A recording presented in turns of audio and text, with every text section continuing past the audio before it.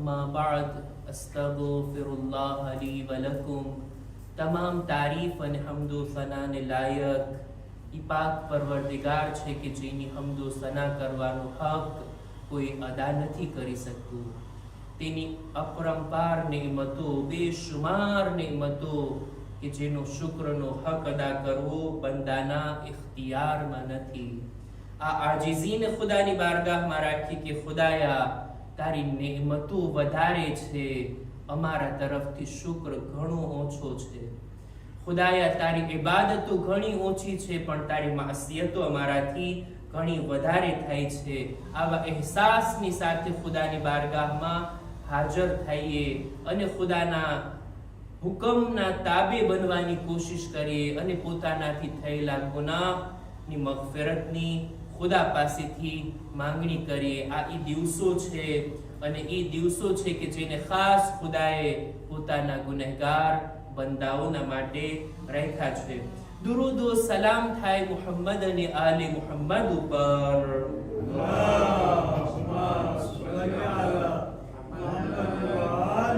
કે જેઓએ આપણને ખુદાની મરજીને કેવી રીતના હાસિલ કરવી એની તાલીમ આપી। ખુદા કઈ ચીજોથી રાજી થાય છે, ખુદા કઈ બાબતો આપણાથી ચાહે છે, ખુદાએ શું કરવાનું કીધું અને શેનાથી બચવાનું કીધું, આ બધી તાલીમ આપણને રસૂલ અને આલે રસૂલના ઝરિયાથી મળી છે। એહસાન છે એ હસ્તીઓનો, એહસાન છે એ હસ્તીઓનો કે જેઓએ આ બધી બાબતોને ખુદા તરફથી લઈ આપણા સુધી પહોંચાડી છે। ખુતબાની શરૂઆતમાં પોતાની જાતને અને ત્યારબાદ આપ તમામ મુમિનીનને તકવા, પરહેઝગારી, ગુનાહોથી બચવા, નેક અને દીનદાર બનવાની ભલામણ કરું છું।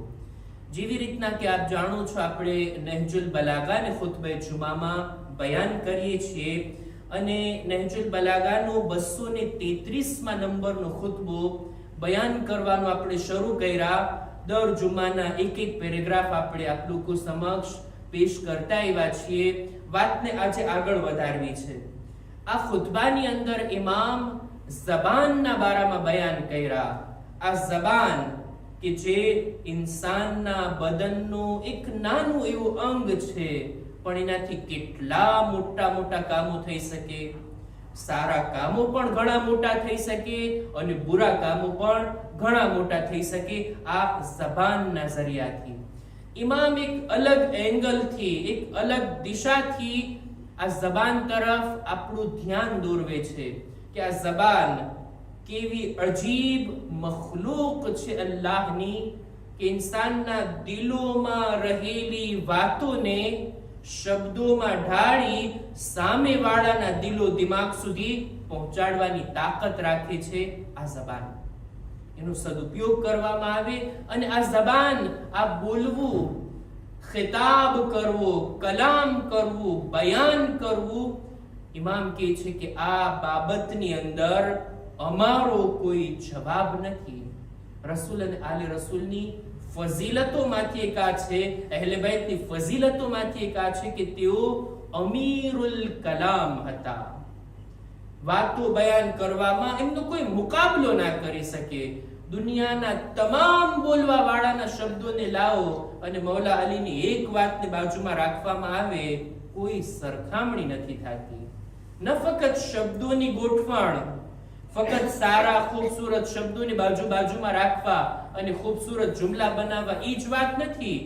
ઇલ્મી ગુફ્તગુ કરવી, સારા શબ્દોની સાથે સારા અર્થોવાળા શબ્દોને કામમાં લેવા અને ઊંડા અર્થવાળી વાતોને બયાન કરવી, આ એક મોજીઝો છે અહેલે બેત અલૈહિસ્સલામનો। ત્યારબાદ હજી પણ ઇમામ ઝબાનથી જ મરબૂત એક વાતને બયાન કરે છે અને પોતાના જમાનાની અંદર જેવા હાલાત ઉભા થયા હતા, જેવો માહોલ હતો, એને અમુક જુમલાઓમાં વર્ણવી નાખે છે। આખા એ માહોલને 10-11 નાના નાના જુમલાની અંદર ઇમામ બયાન કરી નાખ્યા। એવી રીતના કે જાણે કે પૂરી ઇમેજ, એ જમાનાના હાલાતનો એક નકશો આપણી સામે આવી જાય। ઇમામની વાતની ખૂબસૂરતી જ આ છે ને, ફસાહત તો બલાગત। ટૂંકા શબ્દોમાં બહુ સારી રીતના બયાન કરવાનો હક અદા કરી દીધા. આપણે બધા જાણીએ છીએ ઇમામ જ્યારે ખુતબા આપે છે નહજુલ બલાગાના, તો ઇમામની ઝાહિરી ખિલાફતનો દોર છે. રસૂલની રહેલતને 25 વર્ષ વીતી ગયા છે અને આ 25 વર્ષની અંદર મૌલા અલીને એમના હકથી મહેરૂમ રાખવામાં આવ્યા. અને શું બગાડા થયા, કેવો માહોલ ઉભો થયો અને કેવી દિશામાં ઉમ્મતને લઈ જવામાં આવી, એ બધું આપ લોકોની સામે છે. એ બધી વાતોને ઇમામ કેવા ટૂંકા શબ્દોની અંદર બયાન કરી નાખે છે કે કેવો માહોલ છે. મૌલા ફરમાવે છે, આજે જે પેરેગ્રાફ મારે રજૂ કરવો છે, મૌલા કહે છે વઅલમુ રહિમકુમુલ્લાહ અન્નકુમ ફી ઝમાનિન અલકાઇલુ ફીહી બિલહક કલીલ.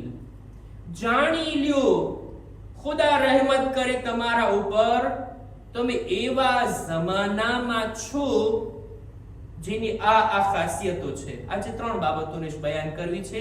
ઇન્શાઅલ્લાહ આ ખુતબાને આવતા જુમામાં આપણે કન્ટિન્યુ કરશું.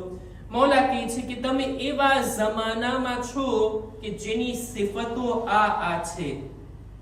કઈ સિફતો છે? સૌથી પહેલું અલકાઇલુ ફીહી બિલહક કલીલ. એવા જમાનામાં તમે છો કે જેની અંદર હક વાત બોલવા વાળા બહુ ઓછા છે. હક બયાનથી કામ લેવા વાળા એમની સંખ્યા ઘણી જ ઓછી છે. વલ્લિસાનુ અનિ સિદ્ક કલીલ. સાચું બોલવાથી તો જાણે એમ કે જબાનો મૂંગી બની ગઈ છે.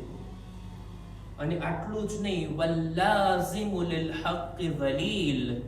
અને જે કોઈ હકનો સાથ આપવા ચાહે છે ને, એ લોકોને જિલ્લત ઉઠાવવી પડે છે. આ 3 બાબતોને આ જમાનાની વિશેષતા તરીકે બયાન કર્યા કે જો આ જમાનાની ખાસિયત આ છે, આ સમયની બુરાઈ આ છે. કેવો માહોલ હશે. અને એવું નથી કે ફક્ત મૌલા અલીના જમાનામાં જ એવો માહોલ હતો.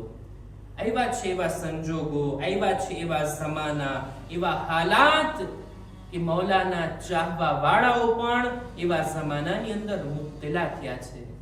વિચાર તો કરી, એવો જમાનો કે જ્યાં હક બોલવા વાળા બહુ ઓછા થઈ જાય, એવો માહોલ ઉભો કરવામાં આવે કે હક વાત કહેવા વાળાની હિંમત ના થાય કે સાચી વાત, ખરી વાત, હક વાતને જબાન પર લાવી શકે. લોકો એટલા ડરી જાય, એટલા ગભરાઈ જાય. હા, હક વાત બયાન કરવા વાળા એવું નથી કે ખતમ થઈ ગયા, નાબૂદ થઈ ગયા, નહીં, છે પણ બહુ ઓછા છે. જેની એક મિસાલ છે જનાબે અબુ ઝર. જનાબે અબુ ઝર કેટલી તકલીફો એમને ઉઠાવવી પડી, કેટલી મુસીબતો એમને સહન કરવી પડી હક વાત બયાન કરવા. મૌલા અલીની ઇમામત, એમનો હક, એમની વિલાયતને બયાન કરવામાં, એમની ફઝીલતને બયાન કરવામાં, ગાસિબને ગાસિબ કહેવામાં, જાલિમને જાલિમ કહેવામાં જનાબે અબુ ઝર હક વાત કહેતા હતા. પણ હક વાત એની ઘણી મોટી કિંમત ચૂકવવી પડી જનાબે અબુ ઝરને. એમને મદીનાથી બહાર કાઢી મૂકવામાં આવ્યા, એમને શામ મોકલવામાં આવ્યા, શામની અંદર પણ ના રહેવા દીધા અને શામથી ફરી પાછા મદીના મોકલવામાં આવ્યા. જનાબે અબુ ઝરનો વાંક શું હતો? તેઓ હક વાત કહેતા હતા, ખરી વાત કહેતા હતા. સામે વાળા લોકો, સાંભળવા વાળા અથવા હુકુમતના અંદર જે હતા, એ લોકો જનાબે અબુ ઝરને ઝૂઠલાવી તો નહોતા શકતા. જનાબે અબુ ઝર હદીસ પડતા, હું રસૂલનો સહાબી, મેં રસૂલથી આ વાતને સાંભળી છે અલીની ફઝીલતના બારામાં. કોઈનામાં હિંમત ના હતી કે કહીને અબુ ઝર તમે ખોટું બોલો છો. ના, હક વાત કહેતા હતા, ખરી વાત કહેતા હતા. પણ સમય અને સંજોગ એવા હતા ને કે જનાબે અબુ ઝરને લોકોએ હક વાત બયાન કરવાની સજા આપી છે. લોકોથી મુરાદ એ જાલિમો છે, નહીતર એ લોકો પણ હતા કે જેઓ હકને જાણતા હતા, સમજતા હતા, અને આ વાતથી અજાણ નહોતા કે જનાબે અબૂઝર હક વાત કરી રહ્યા છે, પણ એ હાકિમ લોકોએ એવી સજા આપી. જનાબે અબૂઝરને ખાલી ઊંટની પુષ્ટ ઉપર બેસાડીને ઊંટને દોડાવવામાં આવ્યા, ઊંટની સાથે બાંધીને એમને મોકલવામાં આવ્યા. એવી હાલત હતી કે જેને બયાન કરવી ખરેખર સખ્ત છે, કિતાબોની અંદર મળે છે. એવી હાલતમાં જનાબે અબૂઝર મદીના પહોંચ્યા. ત્યાંથી પણ એમને એક એવા બયાબાનની અંદર, રબઝા નામના રણની અંદર મોકલવામાં આવ્યા એમની ફેમિલી સાથે મદીનાથી બહાર. અને એ જ ગરીબુલ વતનીમાં એમની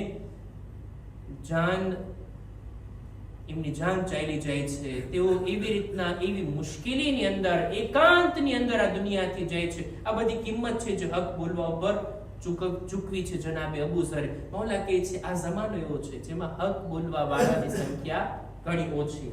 આ પહેલી વાત. વલ્લિસાનુ અને સિદ્ક કલીલ, અને સાચું બોલવાની કોઈનામાં હિંમત નથી રહી, જબાનો મૂંગી થઈ ગઈ છે. એવો માહોલ કે સાચું પણ કોઈ બોલે તો એના માટે મુશ્કેલીઓ ઊભી થાય. લોકો પછી શું કરવાના છે? મજબૂર થઈને ખોટું બોલવા તરફ આગળ વધશે. અને હકનો સાથ આપવું જાણે એમ કે એટલી મોટી બુરી વાત એ લોકોની સામે હતી કે એ લોકોને જલીલ કરવામાં આવતા. બહરહાલ આ બાબતોની અંદર સમાજનો પણ મોટો રોલ છે, ખામોશ રહેવા વાળા લોકોનો પણ મોટો રોલ છે. શા માટે એવો માહોલ ઉભા જ થવા દઈએ કે જેમાં લોકો હક ના બોલી શકતા હોય, સાચું ના બોલી શકતા હોય, કે હકનો સાથ ના આપી શકતા હોય? દુનિયામાં અનેક ઠેકાણે આવા હાલાત ઉભા થતા રહી છે, અને અત્યારની દુનિયામાં પણ એવું આપણને જોઈ શકાય. મિસાલો આપવાની જરૂર નથી, અનેક જગ્યાઓ પર આવું જ છે.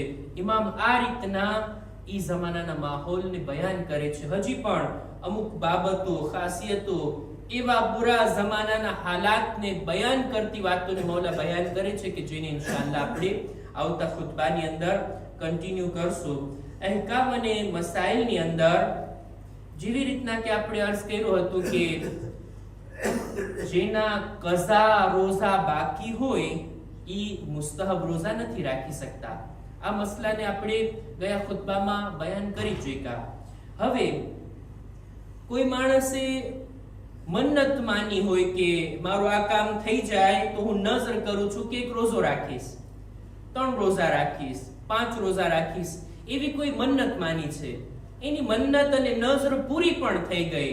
હવે દેખીતી વાત છે, નઝર અને મન્નતના રોઝા વાજિબ હોય ને, ઈ રાખવા વાજિબ થઈ જાય. હવે ઈ નઝરના રોઝા મારા ઉપર બાકી છે, ઈ વાજિબ રોઝાને હું હજી નથી રાખ્યો, શું મને હક છે કે હું મુસ્તહબ રોઝા રાખી શકું? હા, એના બારામાં મસલો ઈ છે કે હા, મન્નતના વાજિબ રોઝા બાકી હોય તો ઇન્સાન મુસ્તહબ રોઝા રાખી શકે છે, એમાં કઈ વાંધો નથી. મારા કઝા રોઝા તો મેં કરી નાખ્યા છે, પણ કફારાના રોઝા મારા ઉપર હજી બાકી છે, કફારાના રોઝા મેં નથી રાખ્યા, શું હું મુસ્તહબ રોઝા રાખી શકું? જવાબ છે કે હા, કફારાના રોઝા હજી બાકી હોય તો આપણે મુસ્તહબ રોઝા રાખી શકીએ છીએ, એમાં કઈ વાંધો નથી. એવી જ રીતના ક્યારેક અમુક લોકો મૈયતના કઝા નમાઝ રોઝા પોતાના ઉપર લેતા હોય કે ભાઈ તમારા દાદાના કઝા રોઝા હું રાખી લઈશ, એના બદલામાં જે કંઈ હદીઓ કે કિંમત આપવાની હોય એ લઈને કોઈ મરહૂમના કઝા રોઝા પોતાના ઉપર લેતા હોય, અને એ રોઝા હજી રાખવાના બાકી હોય, અને મુસ્તહબ રોઝાની તારીખો આવે, શું મુસ્તહબ રોઝા રાખી શકું છું? તો હા, એવા કઝા રોઝા, એવા મૈયતના કઝા રોઝા કે જે ઇન્સાને પોતાના ઉપર લીધા છે, પોતે અજીર થયા છે એ રોઝા રાખવા માટે, એ બાકી હોય તો પણ મુસ્તહબ રોઝા રાખી શકાય છે, એમાં કઈ વાંધો નથી. કહેવાનો મતલબ એ કે ફક્ત રમઝાન મહિનાના કઝા રોઝા જો બાકી રહ્યા હોય તો આપણને હક નથી કે આપણે મુસ્તહબ રોઝા રાખીએ. પેલા રમઝાન મહિનાના જે બાકી છે એની ભરપાઈ કરવામાં આવે, એ કઝા તરીકે રાખી લેવામાં આવે, અને ત્યારબાદ મુસ્તહબ રોઝા તરફ આગળ વધવામાં આવે. આ સાથે જ માહે શાબાનનો છેલ્લો જુમા છે. ઇન્શાઅલ્લાહ આવતા જુમાને આપણે માહે મુબારક રમઝાનની અંદર દાખલ થઈ જાશું. તો રમઝાન મહિના વિશે પણ બે બોલ બયાન કરી લઉં. આ એ દિવસો છે, આ એ જુમા છે કે જેની અંદર રસૂલે ખુદા તો આખું ખુતબો આપ્યા હતા. ખુતબે શાબાનિયા કે જે શાબાન મહિનાના છેલ્લા જુમાના દિવસે બયાન થયું. રમઝાન મહિનાની બરકતો, ફઝીલતો, એની અંદર કરવાના કામો, એની અંદર જે નેકીઓ કરી એના સવાબ અને દરજાઓને રસૂલે ખુદા બયાન કરી રહ્યા હતા. માહે મુબારકે રમઝાન આવી રહ્યો છે. અલ્લાહની અઝીમ મહેમાનીમાં જવું આપણને નસીબ થઈ રહ્યું છે. પોતાને ખુશકિસ્મત જાણીએ કે ખુદાએ અહીંયા સુધી આપણને પહોંચાડી દીધા. એટલી ઉમ્ર અતા કરી, એટલી તંદુરસ્તી અને સલામતી આપી કે હવે બસ રમઝાન મહિનાના ઉમરા સુધી પહોંચી ગયા અને બસ કદમ આગળ વધારીએ કે અલ્લાહની મહેમાનીમાં આપણે દાખલ. આ મહિનાની અંદર જે આપણે નેકીઓ કરશું, ખૈરાત કરશું, ઇબાદત કરશું, બંદગી કરશું, સારા કામો કરશું, રોઝા, ઇફતાર, સહરી, નમાઝે શબ, આ બધી બાબતો આપણે કરવાની છે. દરેક નેકીઓથી ઇન્સાન લાભ ઉઠાવે, પણ સાથોસાથ આ વાત ધ્યાનમાં રહે કે રમઝાન મહિનો કુરાને મજીદનો મહિનો છે. રમઝાન મહિનો ફક્ત રોઝાનો મહિનો નથી, સહરી અને ઇફતારનો મહિનો નથી, ઇબાદત અને આમાલ કરવાનો મહિનો નથી, સાથોસાથ કુરાને મજીદનો મહિનો છે. કુરાન આ મહિનામાં નાઝિલ થયું છે. કોશિશ ઈ કરીએ કે હું વધારેમાં વધારે કુરાને મજીદથી પોતાને નજદીક કરી શકું. હું આ શબ્દનો જાણી જોઈને ઉપયોગ કરું છું કે રમઝાન મહિનામાં આપણે કોશિશ કરીએ પોતાને વધુમાં વધુ કુરાનથી નજદીક કરીએ. આની અંદર બધું આવી જાય. કુરાનને પઢીએ, તિલાવત કરીએ, કુરાનની તિલાવતને સાંભળીએ, કુરાને મજીદના તર્જુમાને વાંચીએ અને કુરાને મજીદને સમજવાની કોશિશ કરીએ. ઈ દર્સ, ઈ મજલિસો, ઈ વાઇઝ કે જ્યાં કુરાન બયાન થતું હોય, ચોક્કસ આપણે એમાં શિરકત કરીએ, ઓનલાઈન કે ઓફલાઈન. વધુમાં વધુ કુરાનના શબ્દો, કુરાનની આયતોને આપણે આ મહિનામાં સમજી શકીએ અને એના ઉપર અમલ કરીએ તો આપણે કુરાનને પોતાની જિંદગીમાં ઉતાર્યું કહેવાશે અને પોતાને કુરાનથી નજદીક કર્યા કહેવાશે. ઘણી વખત લોકો એમ વિચારતા હોય, મને તો કુરાન પડતા નથી આવડતું, હું તો કુરાનની તિલાવત નથી કરતો, હું તો કુરાન ખાનીથી કઈ લાભ નહીં ઉઠાવી શકીશ ને. ભલે ના આવડતું હોય, ભલે ના પડી શકતા હોય, કોઈ પડે છે સાંભળી તો શકું છું ને. મને સાંભળવામાં જો તકલીફ હોય ને, કુરાન ખોલીને બેસું, કુરાનથી સંપર્ક રાખું ને, મારો વધુ પડતો સમય કુરાનની સાથે પસાર થાય ને, ઈ આ મહિનામાં ઈચ્છવા જોગ છે. કુરાન, કુરાન અને કુરાન. રમઝાન મહિનો એટલે કુરાને મજીદનો મહિનો. આપણે આપણો વધારે સમય કુરાન સાથે પસાર કરીએ. તમે જો દર્સમાં બેઠા છો, કુરાન બયાન થાય છે તો તમે કુરાનની સાથે છો. તમે જ્યાં પણ બેઠા છો, જ્યાં પણ કોઈ કામ કરી રહ્યા છો, કુરાનની તિલાવતની અવાજ કાનમાં આવી રહી છે ને, તમે કુરાનની સાથે છો. કુરાન ખોલીને તર્જુમો વાંચી રહ્યા છો, તમે કુરાનની સાથે છો. કુરાનને પઢી રહ્યા છો, કુરાનના બોલ, એના શબ્દો તમારી જબાન પર જારી છે, તમે કુરાનની સાથે છો. જેવી રીતના આમ દિવસોમાં આપણે બધા મોબાઈલની સાથે હોઈએ છીએ ને, આ દિવસોમાં આપણે કુરાનની સાથે થવાનું છે. ઇન્શાઅલ્લાહ એવા ઈરાદાની સાથે આપણે અલ્લાહની મહેમાનીમાં અને કુરાનના મહિનામાં દાખલ થઈએ. ખુદાની બારગાહમાં દુઆ ગુજારીએ, ખુદાયા અમોને કુરાને મજીદથી વધારે નજદીક થવાની નેક તૌફીક અતા ફરમા. પરવરદિગારા, તારી બારગાહમાં દુઆ છે, માહે શાબાનની અમારી ઇબાદતો, દુઆઓ, તિલાવત, અમાલને તારી બારગાહમાં કબૂલ ફરમા. માહે મુબારક રમઝાનની ઇબાદત બંદગી કરવાની અમોને નેક તૌફીક અતા કર. ખુદાયા દરેક મુમિનીન મુમિનાતની નેક હાજાતને પૂરી ફરમા. પરવરદિગારા, દરેક મુમિનીન મુમિનાત જો બીમાર છે, શિફા અને તંદુરસ્તી અતા કર. અમારા મરહુમીનની મગફિરત ફરમાવ, ઝમાનાના ઇમામના ઝુહુરમાં તાજીલ ફરમા, અમારો શુમાર એમના સાથીઓમાં કર. રબ્બના તકબ્બલ મિન્ના ઇન્નકા અંતસ સમીઉલ અલીમ.